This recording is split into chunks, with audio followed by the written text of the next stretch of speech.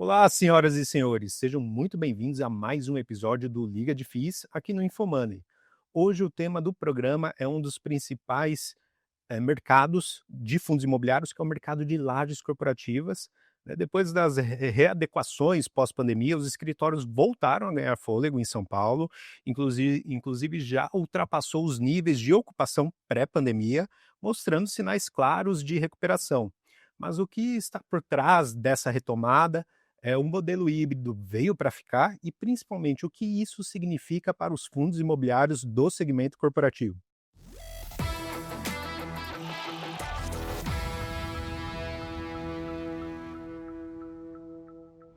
Bom, para responder essa e outras perguntas, a gente conta com a presença ilustre aqui do Fernando Diziacas, né, sócio-diretor da Buildings, para fazer todo um panorama, trazer toda uma análise detalhada do desempenho do mercado no terceiro trimestre de 2025. E muito obrigado por aceitar nosso convite, Fernando. Imagina, eu que agradeço, Max Baroni, o convite para participar do programa hoje. Vai ser um prazer falar sobre esse mercado de lajes corporativas. Durante um tempo foi aquele que todo mundo estava meio assustado, mas hoje as notícias são muito boas.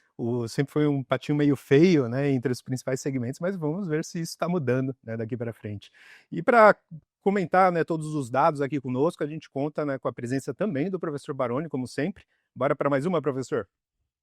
Vamos lá, legal receber o Fernando, né? Assim, o Fernando, a gente já acompanha o trabalho dele há bastante tempo, desde lá de antes da pandemia. Então, a gente viu aquele momento de crescimento do mercado, depois toda a dificuldade do setor corporativo, aquele assunto de home office, enfim, todo o trabalho híbrido. Então, a gente acompanhou toda a evolução dos dados, mas que bom que hoje são boas notícias. Vamos ver como é que está esse mercado corporativo hoje. Embora, né? O mercado corporativo ainda é bastante restrito ao mercado de São Paulo, mas o Fernando conhece bastante, então tem muita coisa para a gente aprender hoje.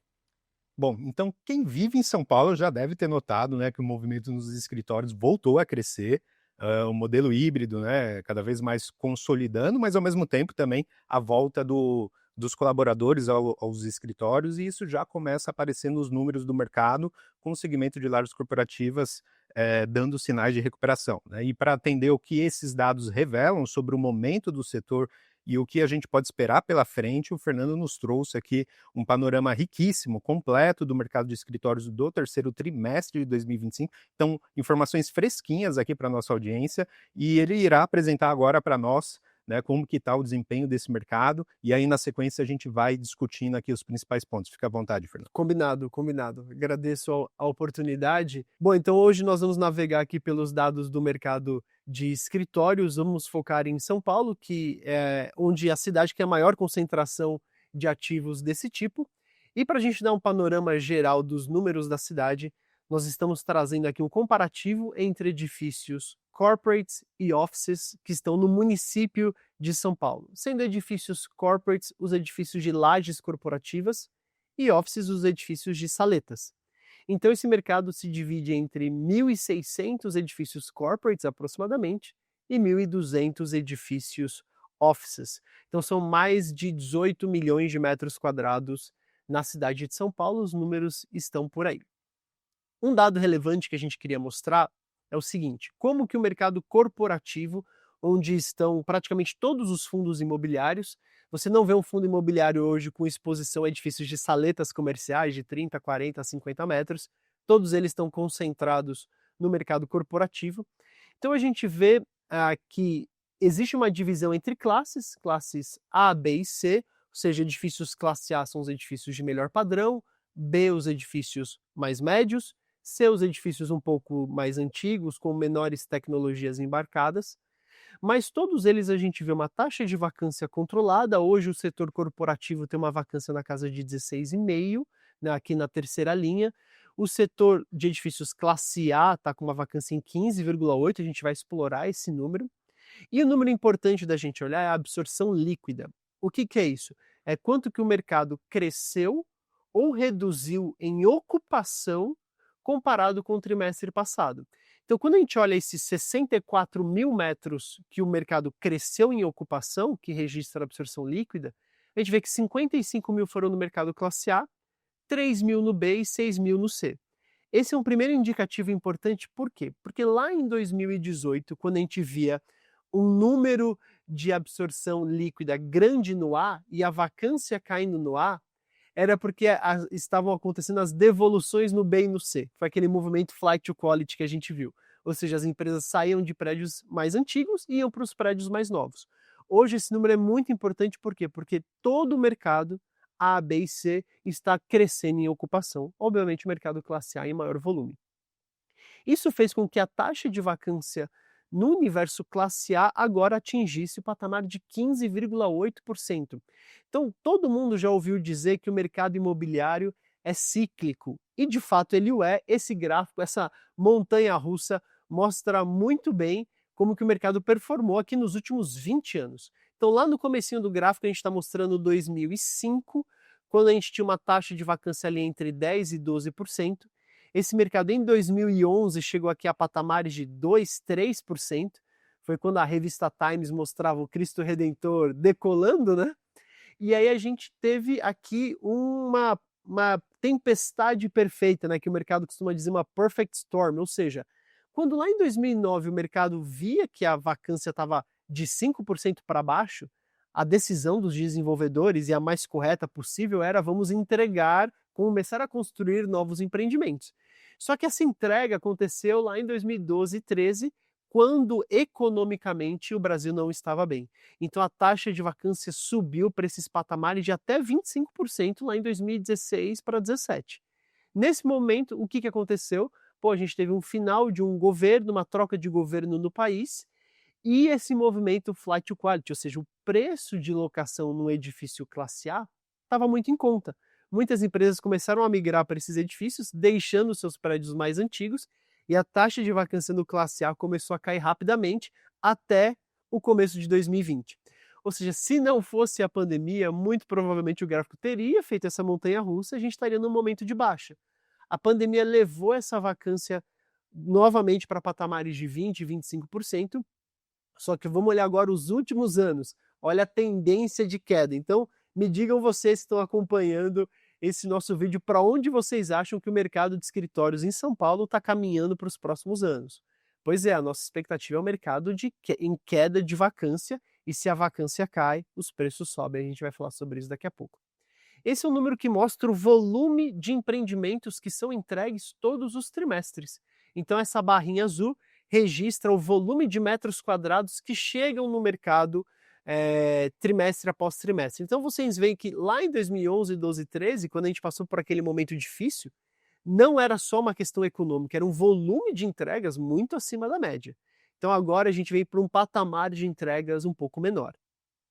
E esse é um gráfico de absorção líquida. Então, veja-se, majoritariamente na cidade de São Paulo, você tem muito mais crescimento de metros quadrados ocupados do que redução. Existem pequenos trimestres que foram exceções, mas que no trimestre seguinte esse número já compensava. Agora a gente teve ali um volume de líquida negativa no período da pandemia, aquelas barras vermelhas para baixo. Só que passado esse período, a gente teve uma negativa, que foi uma devolução da meta aqui na região da Nova Faria Lima, teve um impacto importante. Mas olha só os últimos trimestres, o volume de absorção líquida. Então o mercado respondeu muito rápido e com volume muito grande. Se a gente pegar as últimas barras, tirando esse último trimestre que a gente teve um trimestre na média, 55 mil de líquida é um trimestre na média. Quando a gente compara ali com os trimestres anteriores, a gente tem um volume muito grande de absorção, ou seja, muitas empresas voltando a ocupar escritórios. Esse é o volume total de metros quadrados que foram transacionados no período, né? Então a gente vê um volume também grande de absorção bruta. Esse aqui é um outro dado relevante, que é o quanto se constrói na cidade. Então hoje a gente está num patamar, num platô estável. Se a gente olhar lá 2005, que é o começo do gráfico, trazer aqui para 2025, a gente está basicamente nesse mesmo platô de 500 mil metros quadrados em construção simultaneamente. Pode parecer um número baixo, na verdade é que o período do meio do gráfico ali, 2007, 8, 9, 10, 11, é um período com volume em construção muito maior do que existe hoje. Esse aqui é um dado, Max, que você até comentou na tua introdução, que é que o mercado de escritórios em São Paulo ele já superou os números pré-pandêmicos. Então olha só, esse gráfico que a gente está olhando é a evolução de metros quadrados ocupados na cidade de São Paulo. Então, lá na primeira alta que nós tivemos ali, a gente acabou não trazendo a barra com os anos, mas ali a gente estava em 2020. O mercado chegou a 9,7 milhões de metros quadrados ocupados. E aí, por conta das devoluções que aconteceram na pandemia, lá em 2021, o mercado chegou num número de 9,1 milhão de metros quadrados, ou seja, a gente saiu de 9,7 para 9,1, tivemos aqui 600 mil metros quadrados de ocupação que a cidade de São Paulo perdeu. Só que a partir daí a gente retomou uma crescente de ocupação e com esse esticão dos últimos trimestres, olha só, a gente já superou o número de 9,7 e hoje estamos com 10,3 milhões de metros quadrados ocupados.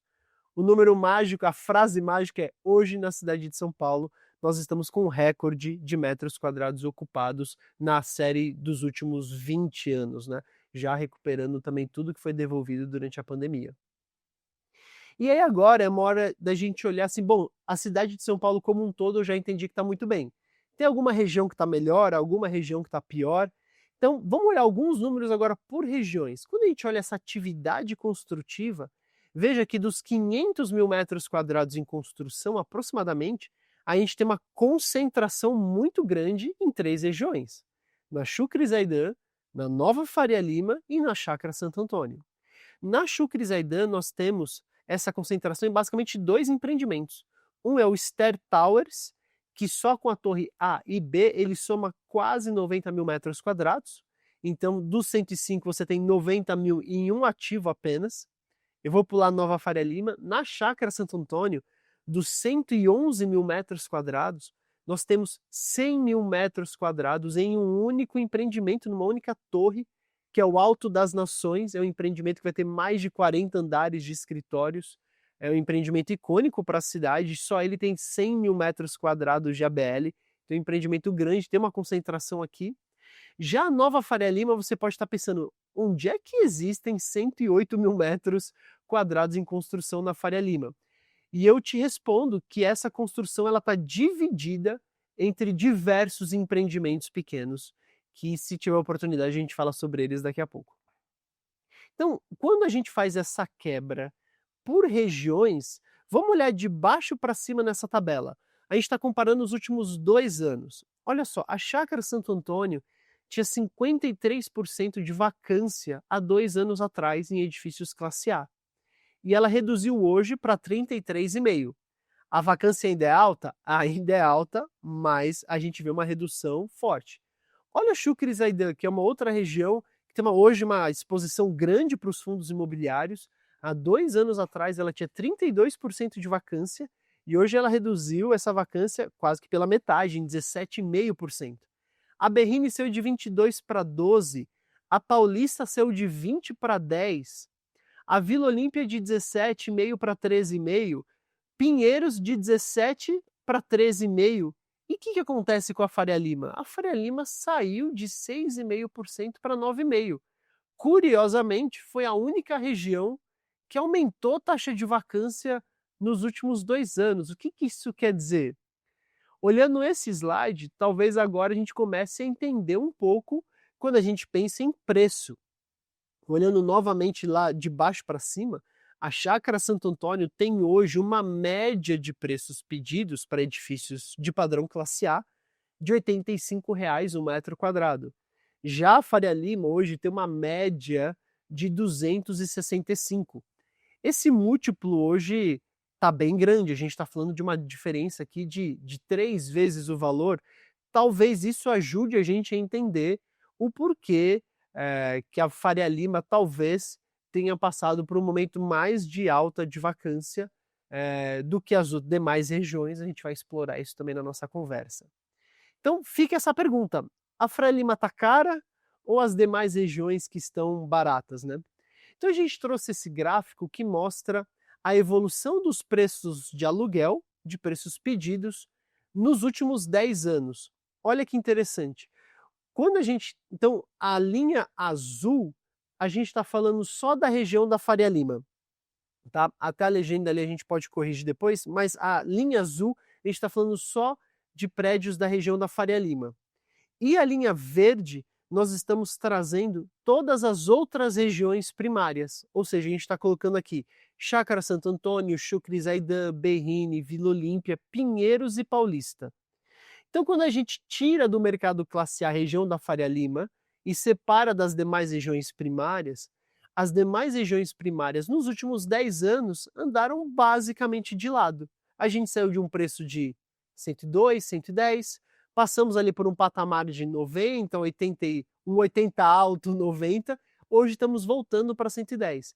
A Faria Lima, que é a linha azul, sempre acompanhou um pouco esse número, mas agora a gente vê o quê? A gente vê um deslocamento de preço, ou seja, hoje a Faria Lima está num múltiplo, na média, de 2,6, chegando em alguns casos o múltiplo ser de 3 vezes, né? A Faria Lima hoje já tem alguns edifícios que praticam valores acima dos R$300 de aluguel. Então a Faria Lima que ficou cara ou as demais regiões que estão baratas? Então, para chegar nessa resposta, a gente precisa trazer a inflação acumulada dos últimos 10 anos. Então a gente tem uma inflação acumulada na casa hoje de 81%, o IPCA do período foi de 81%. Então, quando a gente corrige os 150 da Faria Lima de 10 anos atrás e corrige pela inflação, a gente chegaria hoje num valor aproximado de R$270 o metro quadrado. Então, os 265 praticados na média, me parece que é o valor justo com aquilo que a inflação repassaria nos últimos 10 anos. Quando a gente olha essa mesma conta para os demais empreendimentos, que a gente tinha uma média de 112, as demais regiões corrigidas pela inflação precisariam estar praticando um valor na casa de R$200 o metro quadrado. Que aí, se a gente usa esse múltiplo histórico de 1,5, a Faria Lima estaria ali numa casa de R$300, 270, faria muito sentido. Então a resposta macro que a gente pode dar é: não é a Faria Lima que está cara, são as demais regiões que estão numa Black Friday aqui, 50% off, né?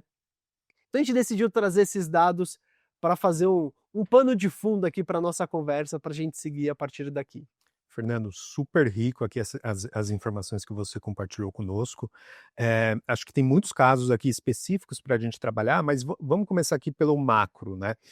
Acho que a grande pergunta do investidor de fundos imobiliários que gosta de fundos do segmento de lajes corporativas é o seguinte, né? A gente pode então esperar que essa taxa de vacância continue a cair daqui para frente, considerando, né, o volume de novos entregues, novos estoques previstos para serem entregues ao longo dos próximos trimestres, ou seja, naquele gráfico da evolução da vacância, né, a gente teve claramente um evento que impactou muito o segmento, Sim, pelos motivos que a gente já conhece, que foi a pandemia, e agora parece que está voltando a uma trajetória que, não fosse esse evento, voltaria, né, continuaria caindo esse nível de vacância. E aí a dúvida é, será que a gente tem algum resquício, né, ainda desse novo formato, né, de trabalho, que não é totalmente, né, remoto, mas de repente o híbrido, que pode afetar, né, um nível, a vacância em um degrau maior do que se esperava hoje, ou não, e enfim, a gente pode esperar ainda, claro, tudo mais constante, né, com as informações disponíveis hoje, sim. quedas mais substanciais aí na taxa de vacância. Quando a gente faz esse exercício de futurologia, né, olhando um pouquinho para frente, dentro da tua pergunta, vamos considerar então 2 fatores: um modelo de trabalho, atividade construtiva e entrega futura, né? Sobre modelo de trabalho, a minha visão é que, vamos assim, o que está posto já está posto. Em que sentido? As empresas já entenderam o modelo de trabalho que vai funcionar para cada uma, já fizeram as reduções na ocupação que foram necessárias para adequação a esse modelo. Então, acho assim, do que está posto hoje, o mercado só tende a crescer. Uhum. Eu não vejo as empresas hoje fazendo novas devoluções de metragem quadrada fruto de uma adequação ainda de modelos de trabalho. Eu acho que hoje as empresas, muito pelo contrário, pelo que eu vejo, a tendência é de aumento na ocupação dos seus imóveis por atração dos talentos do recurso humano de volta para o trabalho presencial. Uhum. Então, hoje, na grande maioria dos casos, as empresas seguem um modelo de trabalho híbrido. Ainda que algumas já tenham adotado o modelo 100% presencial, de forma macro, as empresas têm um trabalho híbrido, na sua grande maioria 3x2, algumas caminhando para um 4x1, ou seja, 4 dias no escritório, 1 em casa. Só que isso só tende a crescer a ocupação de escritórios, então, de forma natural, o que se espera é redução na taxa de vacância. Então, quando a gente olha aquele gráfico, há uma expectativa forte que para os próximos trimestres a gente tenha contínua queda de vacância. Olhando isoladamente, nós devemos ter alguns picos de alta de vacância, mas como dentes, não como uma nova tendência. Uhum. Quando a gente olha principalmente esses empreendimentos isolados, fatalmente, quando você entrega num único trimestre, o que vai acontecer na Chácara Santo Antônio daqui a alguns trimestres, a entrega de um empreendimento de 100 mil metros quadrados, você vai ter uma alta de vacância. Isso é natural, o mercado não deve absorver isso com velocidade. Até porque nós vimos que algumas entregas recentes da Faria Lima, que é a região com maior liquidez, maior absorção, também não absorveram tão rápido assim. Então há uma expectativa de tendência, continuidade de tendência de queda, com eventos isolados de alta de vacância por conta desse novo estoque que vai vir em algum determinado momento. A gente espera um novo volume de devoluções de empresas de suas áreas ocupadas por conta ainda de adequação no modelo de trabalho? De jeito nenhum. A gente entende que o que havia para ser feito já foi, hoje o mercado está posto, daqui para frente é só crescimento de metros quadrados. Perfeito. Professor Baroni. Legal, né? Realmente uma aula, muitas informações, muitos dados que vai nos permitir cada vez mais analisar com profundidade o mercado de escritórios de São Paulo, né? E com isso, né, eu acho que no nosso programa aqui a ideia é que realmente os investidores de fundos imobiliários, sobretudo de lajes corporativas, consigam mapear melhor e entender melhor a dinâmica de locação, por que que um fundo está com mais ou menos vacância. Eu acho que tudo isso é muito importante. Fernando, eu queria te fazer o seguinte questionamento, né? Uma condição que era bastante habitual no mercado corporativo é a condição daquela ajuda que os proprietários oferecem aos potenciais novos inquilinos, né? Que seria um suporte financeiro para que ele pudesse mudar, que no dito popular de mercado é chamado de allowance, né? É uma espécie de uma ajuda mesmo direcionada para que o locatário pudesse adaptar o imóvel da forma que ele queria. Em alguns outros casos, as empresas, elas inclusive se abdicavam desse valor, mas negociavam um desconto, uma carência maior, um desconto proporcional para que elas pudessem fazer os investimentos da forma que elas quisessem, contratando toda a arquitetura, a decoração, tudo da forma que elas gostavam. O que a gente está percebendo, e aí, de novo, agora eu queria entender o que é realidade, o que é uma tendência, enfim, o que a gente está percebendo é um conceito novo que alguns chamam de plug and play, né? Outros de turnkey, que é basicamente aquele locatário entrar num escritório praticamente, na verdade nem praticamente, literalmente pronto.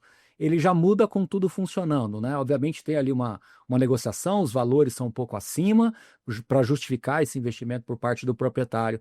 E só que isso estava nos parecendo uma realidade dos locatários de menor porte, né? Que buscam uma área menor. Mas conversando com o mercado, a gente tem percebido que isso está se tornando uma realidade também para os locatários de maior porte, né, das grandes áreas. Eu queria te ouvir, queria saber o que é uma realidade, o que é uma tendência, se isso realmente é só uma fase que depois deve voltar para a situação anterior, ou se é um novo modo realmente de se oferecer locação. Queria que você nos falasse um pouquinho sobre essa pauta. Legal, Baroni. Eu creio que hoje existem duas formas do mercado oferecer e acessar esse tipo de serviço. Uma que já está posta há muitos anos e outra que é esse modelo que vem aparecendo com maior frequência hoje. O modelo que já está posto há muitos anos são as empresas que nós conhecemos como empresas de coworking. Eles não gostam dessa nomenclatura porque, de fato, o serviço que eles oferecem vai muito além de um simples coworking. Eles chamam de escritórios flexíveis, né? como por exemplo o Regus e o WeWork são grandes exemplos disso. Hoje nós vemos muitas empresas que optam por esse tipo de serviço, ou seja, ao invés de eu ter um contrato de locação tradicional, eu faço um contrato de serviço com essas empresas e essas empresas se tornam os tomadores de espaços. A gente acabou de ver uma grande movimentação na região da Chucri Zaidan, no edifício no EZ Towers, onde a Regus toma um grande espaço de metragem quadrada para operar para uma única empresa. Ou seja, a gente está falando de uma transação, se eu não me engano, de mais de 4.000 metros, é uma transação grande, é uma transação relevante, que a Regus faz o contrato com o proprietário e ela opera um escritório para uma única empresa tomar ali. Então, esse é um modelo mais de outsourcing, né, de escritórios. Esse é um modelo já bem conhecido e segue funcionando, que durante muito tempo tinha aquela característica de empresas pequenas, né? Eu pegava uma sala de 2, 3 mesas, 4 estações de trabalho e não era muito bem visto no mercado você estar dentro de um escritório de coworking como se fosse, eu não tenho dinheiro para pagar o meu próprio escritório, né? Hoje é comodidade, hoje é serviço e eles entregam de um modelo que as empresas conseguem ter customização, você se sente de fato no seu próprio ambiente de trabalho. O que o Baroni está apontando muito bem, o que nós temos visto, é que alguns proprietários que têm vacância um pouquinho mais alta, eles têm usado de 2 estratégias. Estratégia 1, eu já deixo pelo menos um andar da minha vacância pronto mobiliado, para suprir uma necessidade de uma empresa que quer velocidade de ocupação. Então eu conheço particularmente alguns casos de empreendimentos, como por exemplo na região do Itaim, que o empreendimento foi entregue, um empreendimento de 8 andares, mas 2 deles já estavam 100% prontos, com carpete, mobília, salas de reunião, divisórias, estava literalmente no modelo plug and play. Se a empresa quisesse montar no formato dela, ela tinha os demais andares para fazer uma construção tradicional. Mas se ela quisesse velocidade, ela já tinha esses andares prontos. Então, isso tem sido uma estratégia que os proprietários têm utilizado. Uma outra estratégia é oferecer embutido no valor do aluguel a construção desse escritório. Então, como o Baroni falou, você pode fazer uma transação tradicional, que você vai pagar, por exemplo, R$ 150 um metro quadrado e vai assumir a responsabilidade de construção desse espaço, ou você paga 180, 190 reais um metro quadrado e já embarca a construção, onde o proprietário assume esse CAPEX, para a empresa vira um OPEX, ali vira um valor operacional ao longo de um contrato de locação, e isso tem se tornado o hábito, a escolha de algumas empresas. Dá para a gente dizer como uma nova tendência no sentido de que a maioria dos casos vão acontecer dessa forma? Eu ainda acho que não, mas já é uma realidade posta. Hoje eu vejo basicamente todos os grandes proprietários com essa carta na manga. Você tem a negociação tradicional, você tem a negociação com a obra embutida que a gente tem parceiros e pode fazer para vocês. E ainda tem um certo nível de customização, o que agrada as empresas que vão ocupar o espaço.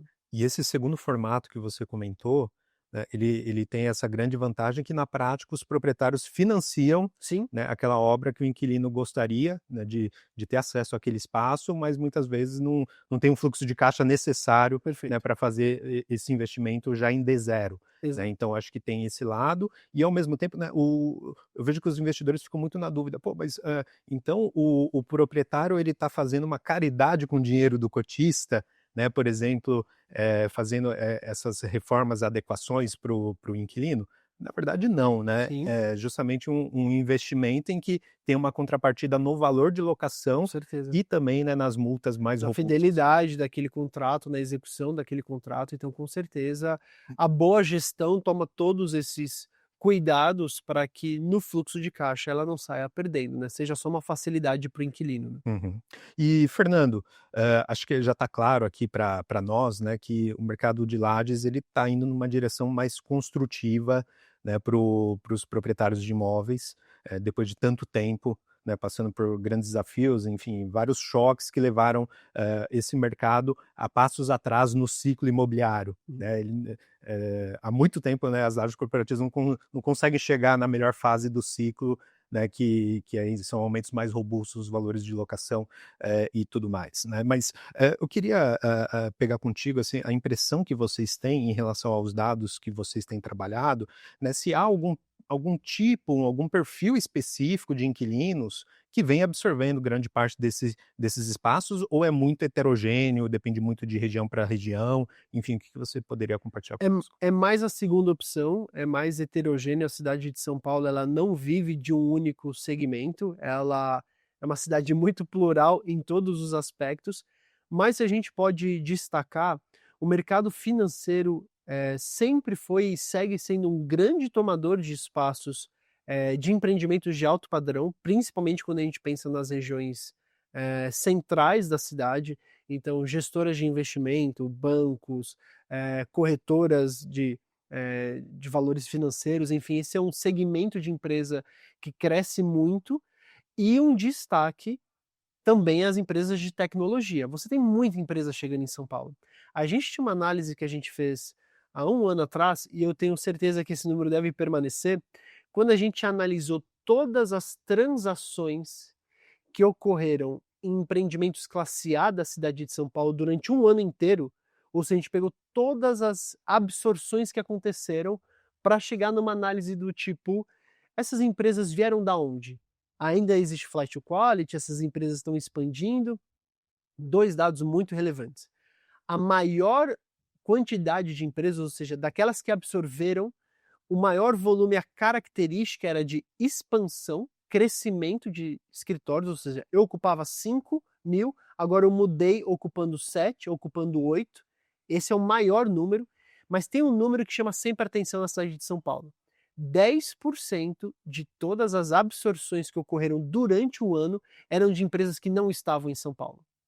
Então, por exemplo, a gente tem um exemplo há um ano atrás da BYD, a montadora chinesa de carros elétricos. Ela não tinha operação no escritório, não estava no Brasil. E aí, do nada, ela chega ocupando uma grande área de um escritório classe A. Então, essas empresas de tecnologia, como por exemplo, se a gente olhasse há 5 anos atrás, a Shopee não tinha escritório em São Paulo. Hoje ela toma dos principais edifícios com grandes áreas. A Amazon acabou de fazer um movimento de uma pré-locação para a região de Pinheiros, num ativo que vai ficar pronto no final do ano que vem, também aumentando em muito a sua área ocupada. Então, se tem um segmento que a gente pode dar um destaque, as empresas de tecnologia têm sido grandes tomadoras de espaço, né?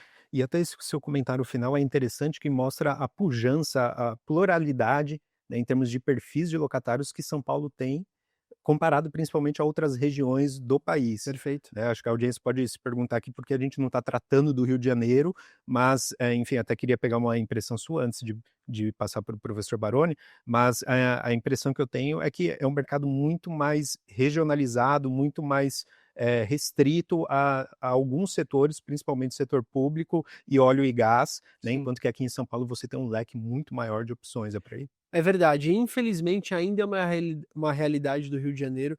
Todos os trimestres, quando a gente fecha os números, eu olho a cidade do Rio de Janeiro e ordeno das maiores movimentações para as menores, para eu entender quem que está absorvendo, e sempre é o setor público. Eu vejo o governo do Rio de Janeiro, prefeitura, seja uma renovação ou até mesmo uma ampliação de espaço. O governo no Rio é um grande tomador de espaços. E quando eu procuro as empresas do setor privado e eu vejo uma grande movimentação, infelizmente ainda o Rio ele está naquele jogo que a gente brincou que era o da Chucre e Zaidan uns anos atrás, que era o jogo do rouba-monte. Ou seja, uma empresa, do nada aparece uma empresa de 3.000 metros num prédio. Pô, legal, de onde que ela veio? Ela saiu de um prédio que estava do outro lado da rua, também ocupando 3.000 metros. Então, muito provavelmente ela fez um movimento de preço. Os proprietários brigando é o jogo do rouba-monte, né? Quem trabalha nos mesmos inquilinos. Então, hoje eu vejo o mercado do Rio, infelizmente, trabalhando os mesmos inquilinos. Você tem algum nível de crescimento, você tem poucas empresas que haviam saído do Rio voltando para o Rio, mas hoje ainda a realidade é distante. A gente está num patamar de vacância acima de 20% quando a gente olha o mercado classe A. Ele vem numa tendência de queda, ele bateu 50%, ele hoje está numa casa de 30%. Quando você olha todos os ativos corporativos, ele está numa casa de 20% de vacância, então ainda para a gente pensar em repassar preço é muito complicado. Uhum. Você tem pequenos clusters ali, Leblon você sempre vai pagar caro, porque tem pouca oferta, muita procura, mas quando você olha a cidade do Rio de uma forma geral, ainda precisaria de uma mudança drástica ali no setor como um todo para a gente ver um crescimento de ocupação forte, né? Uhum, perfeito. Professor Baroni. Interessante ouvir o Fernando, né? A gente vai viajando no tempo aqui. Há 15 anos atrás, o mercado de fundos imobiliários ele tinha praticamente 2/3 de exposição em fundos corporativos, né? E muito se questionou por que que era tão concentrado no eixo Rio-São Paulo. Então, a justificativa está dada, né? Você tinha uma movimentação muito específica em São Paulo, no Rio, de óleo e gás e governo, e isso acabou ficando ainda restrito nessa condição, e o mercado de São Paulo ele se ampliou, né? E quando a gente tenta extrapolar isso Brasil afora, é difícil você encontrar uma empresa numa outra capital que tem uma disposição de várias companhias dispostas a tomar 5 mil metros quadrados, 3 mil metros quadrados. Isso é difícil. Então, por isso que o mercado de fundos corporativos ele se concentrou mais em São Paulo e como o mercado de fundos imobiliários cresceu muito, ele acabou diluindo a exposição do corporativo, que hoje é bem menos relevante, né? E por outro lado, e agora já entrando na pergunta, fez com que o investidor colocasse um prêmio de risco adicional, né? Claro que foi impulsionado pela pandemia, mas eu queria muito ouvir o Fernando nesse sentido, né? Então, hoje você tem alguns fundos de lajes corporativas que estão negociando com os descontos gigantescos, em alguns casos até pela metade do preço. Só que você tem alguns componentes, um componente de estrutura de capital, ou seja, alguns fundos que acabaram se alavancando e a região abriu vacância e, enfim, você acabou tendo uma dificuldade de fluxo de caixa para reduzir essa exposição. Você tem uma certa dificuldade de venda de ativos e porque às vezes não é numa praça muito óbvia, numa região muito óbvia, até mesmo às vezes fora de São Paulo. E aí eu te pergunto, Fernando, eu queria muito ouvir sobre o prisma do investidor de fundos de lajes corporativas, né? Como ele deveria se posicionar, como ele deveria enxergar essa classe dentro da sua carteira, né? São fundos de muito nicho, são fundos muito específicos. Se ele tiver 5, 10% da carteira dele, é o que é mesmo, quando você falou, né? Vou copiar seu termo aqui, né? A realidade está posta, ou seja, esta é a realidade do investidor de fundos imobiliários. Você vê espaço para algum crescimento ainda nesse setor, de forma a se tornar protagonista de novo? Porque eu fico me questionando, e aí eu concluo aqui a minha pergunta, se o investidor de fundos imobiliários ele realmente enxerga o dividend yield ajustado dos fundos de lajes corporativas, que historicamente foram muito baixos, né? Então, o mercado, como ele é muito rentista, ele seguia muito pelo dividend yield, né, pela renda, mesmo considerando um portfólio bem alugado, o dividend yield, digamos assim, real de um ativo de laje corporativa nessas regiões primárias, nessas regiões principais de São Paulo, ele é estruturalmente baixo, né? Então, eu queria te ouvir um pouquinho dessa condição de posicionamento dos investidores no contexto de fundos corporativos. Uau, é assim, Baroni, eu adoraria devolver a pergunta para você, né? Porque vocês são muito mais especialistas em fundos imobiliários, né, e na estrutura financeira do investimento do que eu, mas eu não vou fugir da pergunta. Eu vou dar aqui uma opinião como quem se posiciona como um especialista em mercado imobiliário.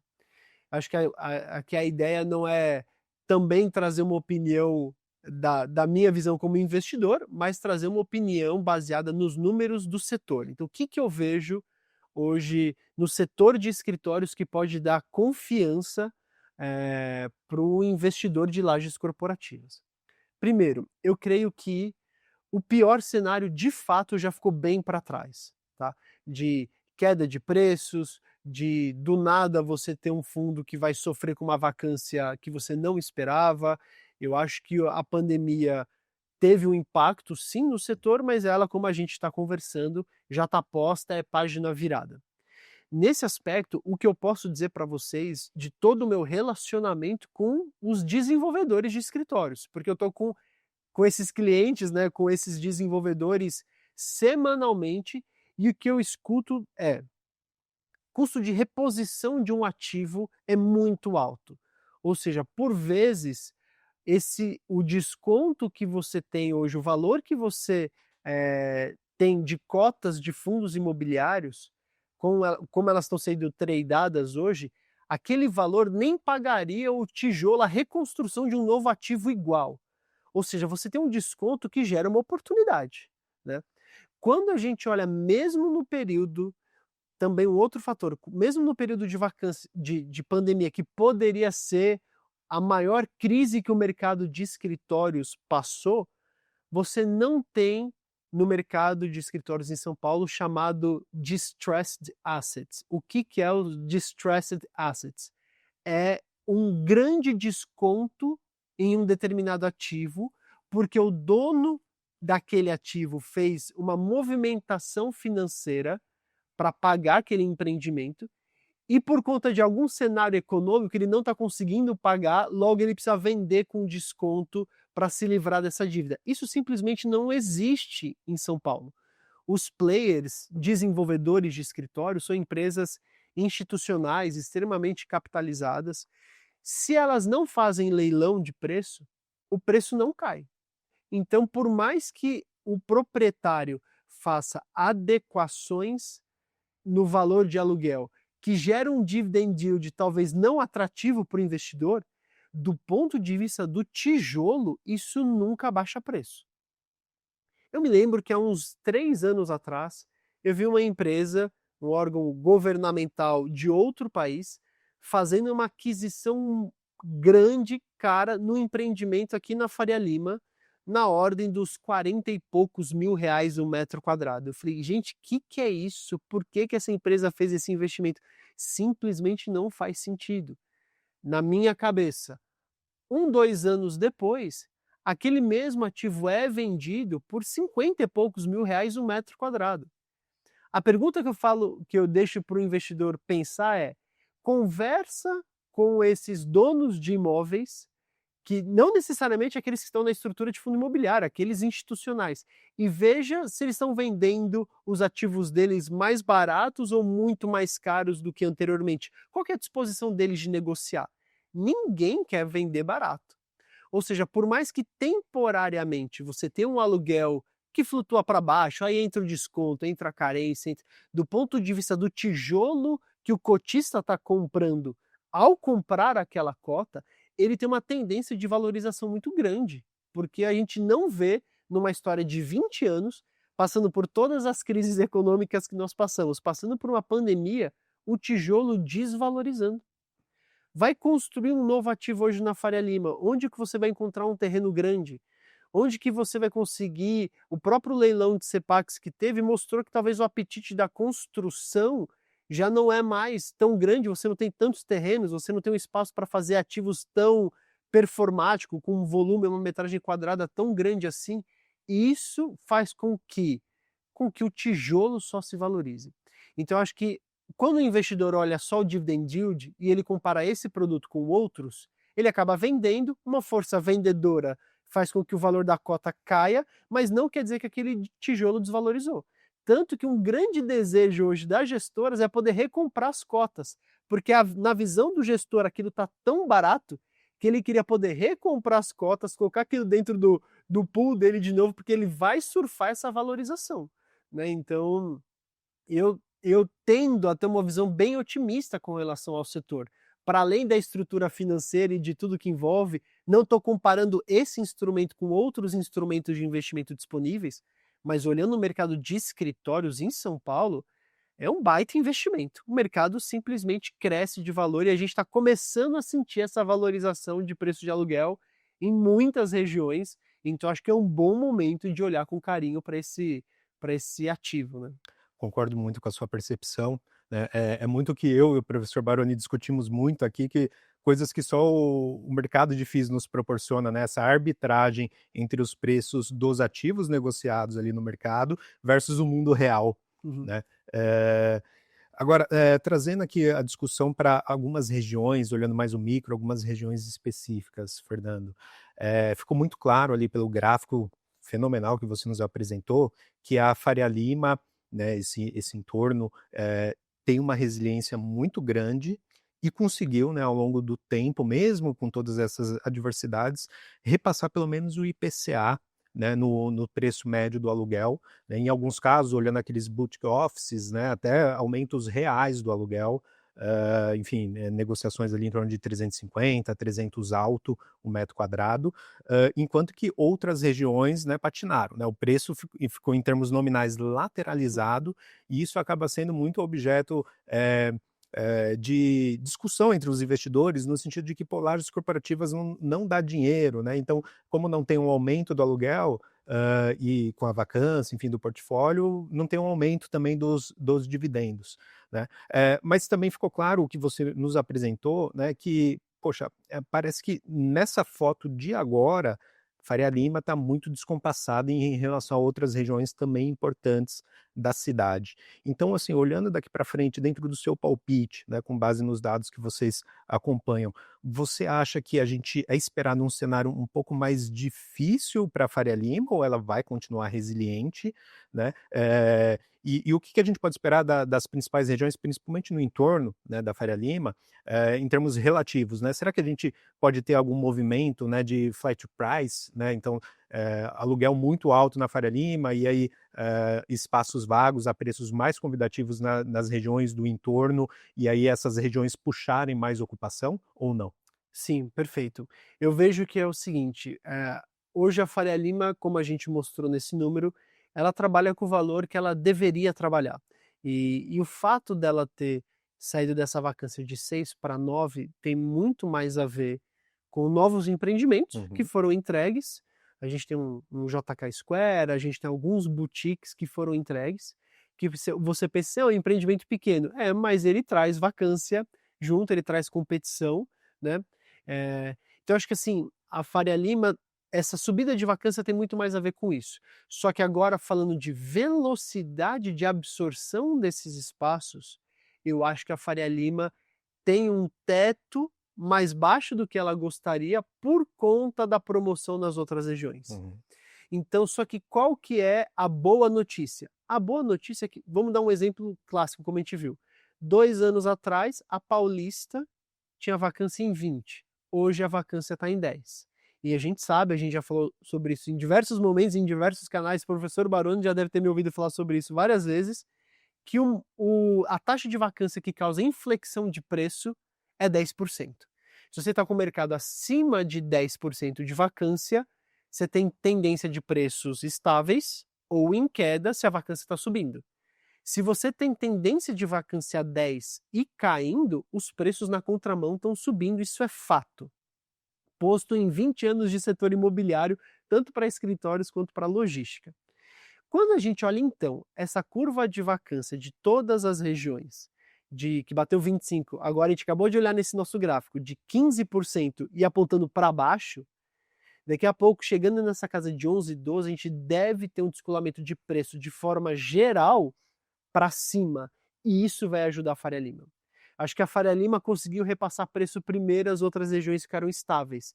Eu não vejo a Faria Lima dando um próximo ramp-up de preço, mas eu vejo as outras regiões dando um ramp-up de preço que vai ajudar a justificar os R$ 300 da Faria Lima. Uhum. Eu acho que hoje, como você tem um múltiplo de 3 em alguns casos, a empresa, para ela pagar os R$ 300 por metro quadrado na Faria Lima, ela precisa ter muito apetite de estar ali. Se ela não tem esse apetite, se ela vai ao mercado comparar, talvez ela vai escolher outros tijolos de bom padrão a 100, 120, 140. Aí aparece a região da Nova Rebouças, aí aparece Vila Olímpia como opcionais. São regiões que, em proximidade, estão ali numa distância de 1, 2 quilômetros, mas são outros mercados, mas que têm valores, às vezes, na metade do preço hoje. Só que quando a gente olha a Vila Olímpia, chegando uma vacância em 13, Paulista chegando em 10, Pinheiros em tendência de queda de vacância, eu acho que isso é um bom sinal para a região da Faria Lima, que ela não vai de novo aumentar preços, mas ela vai conseguir transacionar melhor. Então acho que a absorção deve acontecer nessa região da Faria Lima à medida que as outras sigam absorvendo, tem a queda de vacância e elas também vão subir preço. Então hoje, em linhas gerais, eu vejo Faria Lima com preço estável a 300. Não, tem prédios que pedem 415? Tem, mas são muito específicos para áreas pequenas. Hoje a média da Faria Lima, como o número que a gente trouxe, é 260. Então você tem ali um Union a 300, você tem um Malzone, um B32 a 330, normal, mas a média é 260. Então isso é estabilidade. Agora, Paulista, com a vacância de 20 para 10, você já começa a ver elevação de preços. Vila Olímpia, você começa a ver elevação de preços. Chucres e Duxel de 32 para 17, você vê elevação de preços, mas assim, é que estava muito descontado o preço nos 30%. Agora nos 17 começa a ser um preço já mais esperado, natural para a região. Só que ela segue caindo vacância. Se ela chegar nesse patamar de 10, a gente vai ver um descolamento na Chucre também, que hoje é a região que tem mais absorvido grandes metragens, por conta do espaço disponível, né?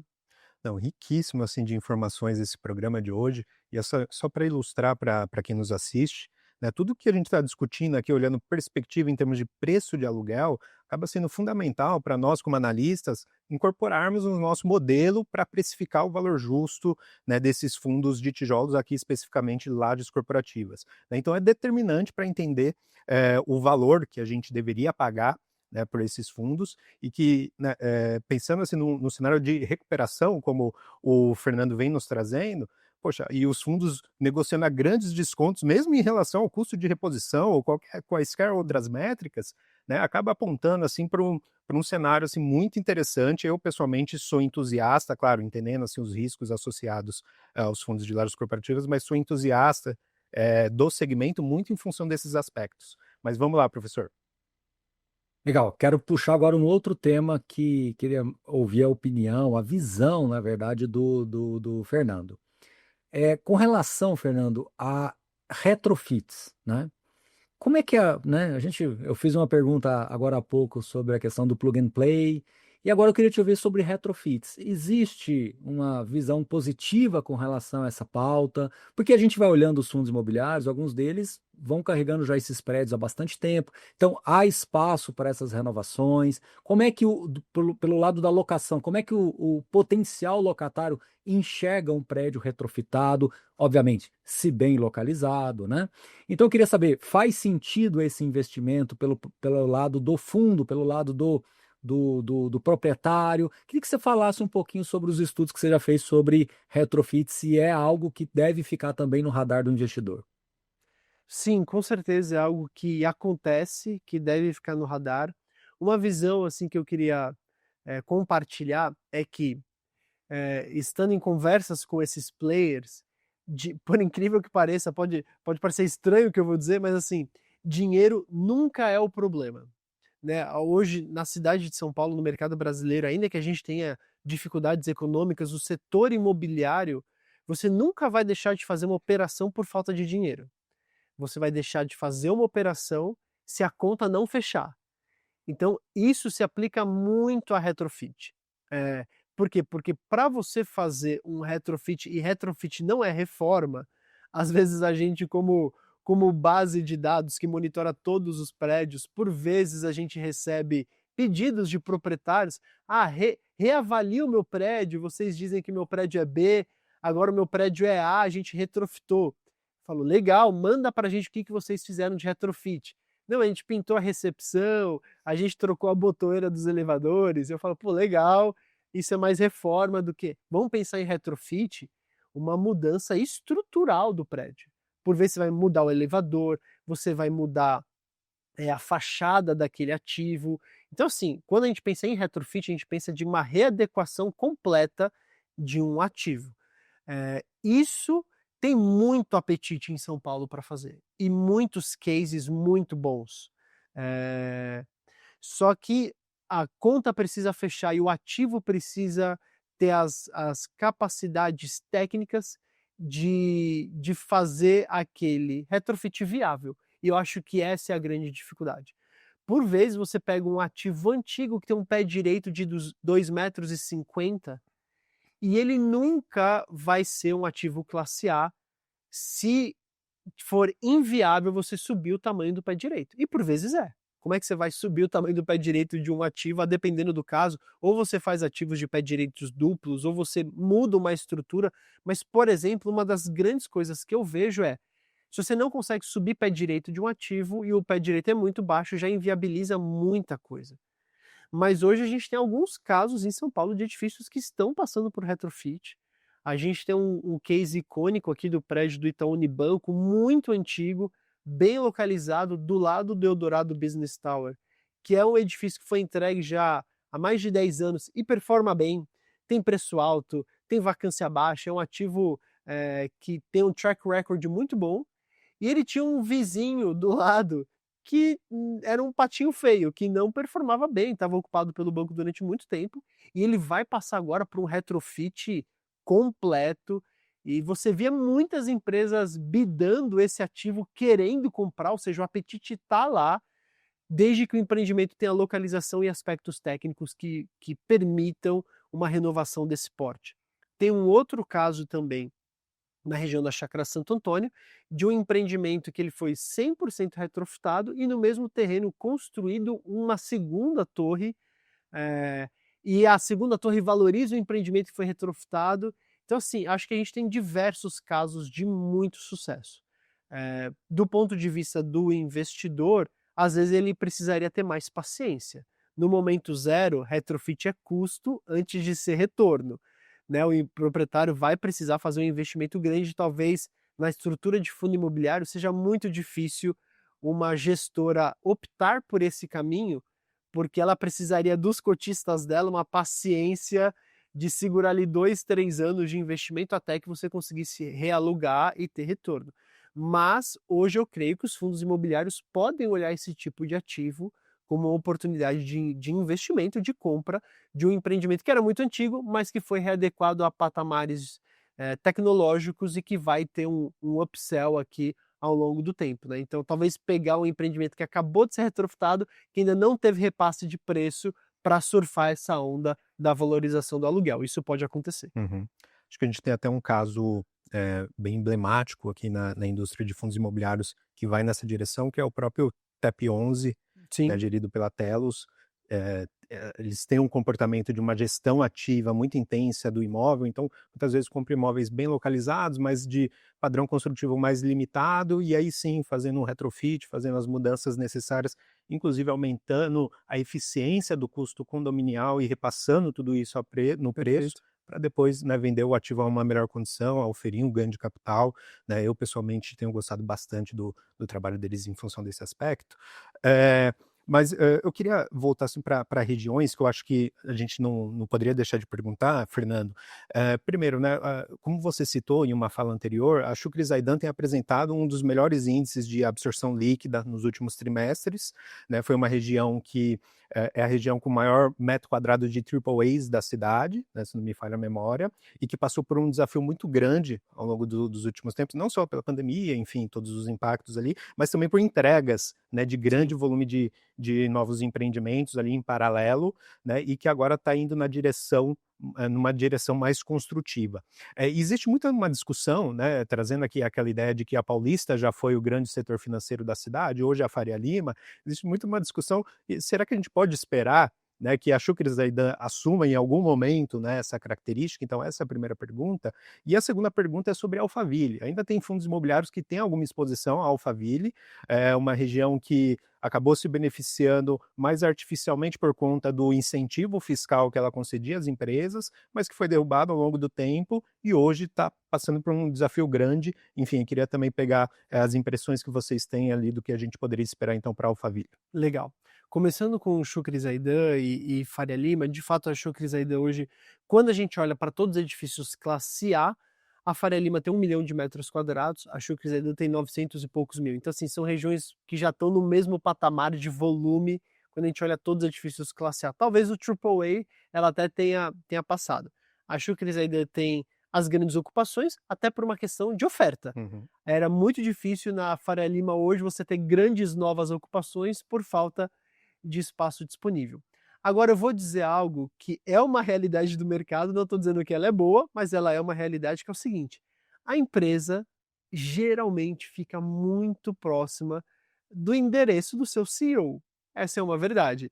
Então a Faria Lima, não é à toa que a Faria Lima é a Faria Lima e tem esse viés de empreendimentos de alto padrão do mercado de luxo, das grandes empresas do setor financeiro, porque é uma região onde também residem os grandes diretores de empresas, os CEOs das grandes companhias.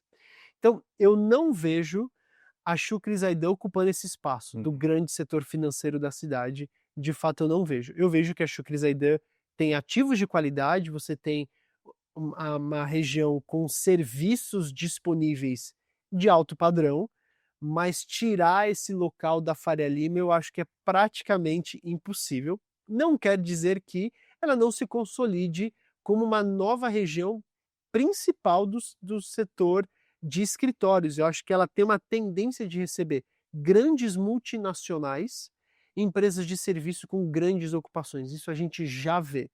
Ela só não vai levar o setor financeiro, que o setor financeiro eu acho que está aqui, e o setor financeiro é aquele que tem a maior disposição, inclusive, de fazer um investimento no seu próprio ativo, no seu escritório e tudo mais. Então, eu sou um grande entusiasta da Shukri, o nosso escritório está lá, eu moro lá perto, eu gosto muito da região, mas eu não vejo ela ocupando esse espaço. Com relação à Alphaville, historicamente a Alphaville acaba surfando uma onda quando você tem uma baixíssima oferta em São Paulo. Então, quando São Paulo tinha vacâncias na casa de 5 a 6% para ativos classe A, naturalmente a Alphaville aparecia como um escape, como uma solução para uma empresa que precisava ocupar um espaço de alto padrão, mas que não tinha espaço onde crescer em São Paulo. Hoje eu acho essa realidade muito distante, infelizmente. Eu acho que agora a Alphaville vai ter que aprender a lidar com o mercado local. Você já tem uma quantidade de empresas postas ali, você tem, como eu disse, muitos empresários que moram na região e vão acabar montando as suas operações por ali. Mas eu não vejo a Alphaville hoje como uma grande opção para empresas saírem de São Paulo e montarem seus escritórios lá. Eu não vejo nenhum indicativo de que isso vai acontecer nos próximos anos. A não ser que a vacância em São Paulo caia para muito além da expectativa e aí a Alphaville se posicione como uma única saída. Mas hoje eu acho difícil de acontecer. Por isso que os preços em Alphaville têm uma tendência de platô, de permanecerem iguais, não há nenhum indicativo de aumento de preço. Alphaville hoje ele vai ficar nessa casa abaixo de R$100 o metro quadrado, fatalmente, muitos ativos bons locando a 50, 60, 70 reais o metro quadrado. De novo, a Alphaville precisa olhar para os players locais, que já estão postos, o crescimento dessas empresas, e não olhar para São Paulo para tentar atrair algumas dessas empresas, porque eu acho pouco provável que isso aconteça. Claríssimo. Professor Baroni. Fernando, agora eu queria te pedir licença e puxar um pouquinho para um caso específico que é o PVBI. Por quê? Porque, se eu não estiver equivocado, o Marcos pode até me corrigir aí, me parece que é o principal fundo puro sangue laje corporativa, né, em termos de tamanho, né? Então, um fundo com quase 3 bilhões de tamanho, então um fundo que tem bastante cotistas, então bastante conhecido no mercado. E ele veio com uma tese bem diferenciada, que é justamente uma tese voltada para o segmento, né, AA, AAA, em regiões super primárias em São Paulo. Obviamente, o fundo nasceu dentro de uma proposta, ele nasceu muito ali, bem próximo da pandemia, mas ele era um fundo ainda pequeno, bem defensivo naquele momento. O tempo foi passando, ele foi fazendo novas aquisições, inclusive por troca de cotas, trazendo novos portfólios, inclusive trazendo ativo em obra, com uma possibilidade de capturar esses aluguéis mais elevados, né, acima de R$300 no próprio Union Faria Lima. Mas fato é que tivemos algumas casualidades nesse fundo, algumas saídas de locatários importantes, inclusive num prédio bastante conhecido, que é o FL 4440, que é um ativo um pouco mais antigo, mas muito bem localizado, muito bem, eu diria que um pouco antigo, mas moderno dentro das especificações atuais. Isso é bem curioso, inclusive. Mas ele tem uma vacância pontual no The One, uma vacância também já até um pouco prolongada no Vila Olímpia Corporate, né? O Union Faria Lima acabou não conseguindo ter a mesma velocidade de locação. No Vera Cruz aparece uma aqui, outra ali, mas ele vai substituindo locatário, sai, eles conseguem substituir com uma certa celeridade, né? O ativo, né, o Park Tower, praticamente não, é um monolocatário, mas muito bem locado ali, né, com a Prevent Senior. Então, repare, são bons exemplos, né? O Cidade Jardim, um ativo muito bem posicionado.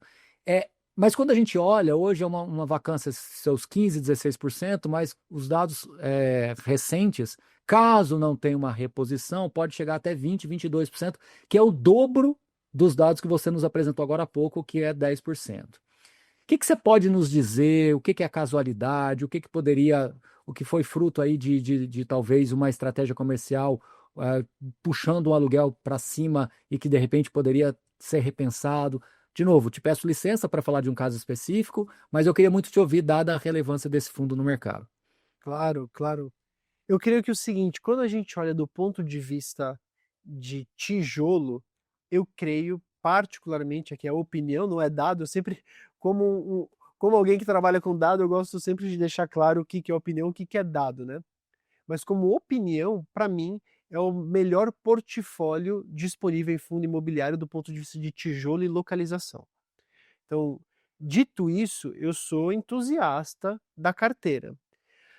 Eu creio que o que acontece hoje é mais momentâneo do que algum déficit no próprio portfólio imobiliário. Eu acho que o sintoma que PVB está sofrendo um pouco na carne é daquilo que nós conversamos com relação ao preço da Faria Lima hoje está num múltiplo maior do que das outras regiões. Em condições naturais de temperatura e pressão, todo o portfólio do PVBI performaria primeiro do que das demais regiões. Então, depois que PVBI alugasse tudo, as outras regiões começariam a alugar. Isso estou dizendo a grosso modo. Por quê? Porque, de fato, são os ativos com melhor liquidez. Se você olha um Union, ele tem tudo para estar 100% locado e rápido. Só que o que acontece? De fato, hoje ele precisaria, ou deveria, ou ele valeria um preço acima dos R$300 o metro quadrado. 300, 320 é um ativo que tem porte para isso. Só que o grande problema não é que ele está caro, ou que ele não tem valor. O grande ponto é que as demais regiões estão muito descontadas. E aí a velocidade de absorção não é conforme o previsto. E isso não é um case específico do PVBI. Quando eu olho outros ativos da região da Faria Lima, com essa característica boutique, que miram R$300 mais, e que são empreendimentos que têm esse valor, eles não estão absorvendo tão rápido como era a expectativa dos desenvolvedores. E eu acho que isso tem muito mais a ver com as outras regiões do que com a própria Faria Lima. Porque, de novo, você tem ofertas em outras regiões em ativos similares, eu não vou colocar ativos iguais, mas que estão muito mais descontados. Então a empresa acaba fazendo conta. Agora, eu já vi empresas também batendo no endereço desses ativos e falando assim, é aqui que eu quero ficar, pronto, acabou, eu vou pagar o que for. E eles pagam 300, 320, 330. Então eu creio, Baroni, que é uma questão de tempo, para ser sincero. Do ponto de vista de tijolo, não há nada de ruim com o PVBI. Do ponto de vista de mercado imobiliário, quando você olha Faria Lima 4.440, Vila Olímpia Corporate, Cidade Jardim, Parque Tower, Union, a gente está falando do estado da arte de ativos imobiliários. Agora, talvez momentaneamente ele tenha uma dificuldade de absorção, de reposição, por conta desse cenário que a gente está dizendo. Só que pode representar para o investidor uma oportunidade. Uhum. Por quê? Porque se a gente está num mercado que a vacância está caindo, em todas as regiões, a Faria Lima está estável, as demais regiões estão subindo preço, reduzindo vacância, na hora que essa curva começa a se igualar, de novo, quem são os primeiros a ser ocupados? Esses empreendimentos. Empreendimento ocupado gera dividend yield maior e fatalmente na indústria de fundo imobiliário, dividend yield maior gera maior valor de cota, que é o que o investidor quer também no final das contas, uma vez que ele já montou a posição dele. Então talvez seja uma boa oportunidade de montar posição. Olhando de tijolo, aí já não é mais opinião, é dados do ponto de vista de tijolo, ele não poderia estar melhor localizado, melhor distribuído, e com ativos que justificam os valores que são pedidos, né? Então acho que é uma questão mais momentânea do que algum déficit grande no portfólio. Não, pactou com a visão. Marx, você me permite quebrar um pouquinho o protocolo? Fique à vontade. É só para fazer uma segunda derivada dessa pergunta. Normalmente, quando eu falo do PVBI, eu falo que é um dos fundos imobiliários em que é mais, eu coloco entre aspas, obviamente, mais fácil de você mais fáceis de você calcular o valor patrimonial, porque é o tipo de imóvel em que os agentes de mercado sabem o preço, sabem quanto custa cada esquina. Queria que você comentasse um pouquinho sobre isso, Fernando, porque existe uma certa preocupação de alguns investidores quanto ao valor patrimonial. E em fundos com essas características, o valor patrimonial se torna muito mais tangível. Então, é um desconto real, literalmente, né? E não uma simples projeção de uma avaliação que foi feita numa condição específica, né? Exato. Assim, a gente precisaria entrar em caso a caso para poder fazer uma análise mais própria, mas de fato hoje a gente tem uma sensibilidade de que ele tá bem descontado e o grande ponto é, se ele está descontado e aparecer alguém para, para algum outro comprador para querer comprar no valor patrimonial, você pode ter certeza que a gestão não vai vender, porque ela sabe o quanto vale. E o próprio mercado sabe o quanto vale. Então você não vê ninguém fazendo uma oferta a preços de 30 mil reais o metro quadrado naquele portfólio, 30 e poucos mil, porque não vai acontecer. Ali você tem ativos que têm valores na casa de 50 mil reais o metro quadrado, né? Dentro de uma realidade hoje de mercado imobiliário, de Faria Lima, do que a gente já viu sendo transacionado recentemente. Então, é um portfólio que de fato a gente vê que tem muito valor, muito valor. Ele está todo numa mesma região, empreendimentos de altíssimo padrão. Então, assim, se eu tivesse que chutar grosso modo, é 45 mil reais o metro quadrado para mais, né? E aí, óbvio, você tem hoje um Faria Lima 4.440, ele vale mais do que um VOC, um Vila Olímpia Corporate. Um Cidade Jardim, talvez ele vale mais do que um Vila Olímpia Corporate. Talvez um Union, ele vale a menos do que o Faria Lima 4.440, ainda que seja um empreendimento mais novo, por característica da laje. Ele é mais boutique, ele está com target num tipo de inquilino, multiusuário com espaços menores, enquanto Faria Lima 4.440 foi casa de grandes bancos de investimento durante anos. Aconteceu agora dele estar com uma disponibilidade, né?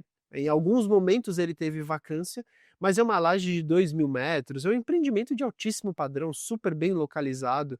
Então o Faria Lima 4.440 também é um ativo que está aí nessa casa de 40 mil reais mais de metro quadrado. Então é um empreendimento que a gente consegue precificar, como o Baroni comentou, com muita facilidade em empreendimentos que são caros para a média da cidade. É um portfólio líquido, né? Exato. É bem tangível o preço de negociação. Se vocês me permitem completar, Claro. perdão, eu acabei, se eu não me engano, o Berrini One foi incorporado nesse fundo também, me corrija se eu estiver errado. Não, não. Não foi? Berrini One não, foi o The One. O The One. O Berrini One foi no HGRE. Isso, verdade, foi incorporado no HGRE.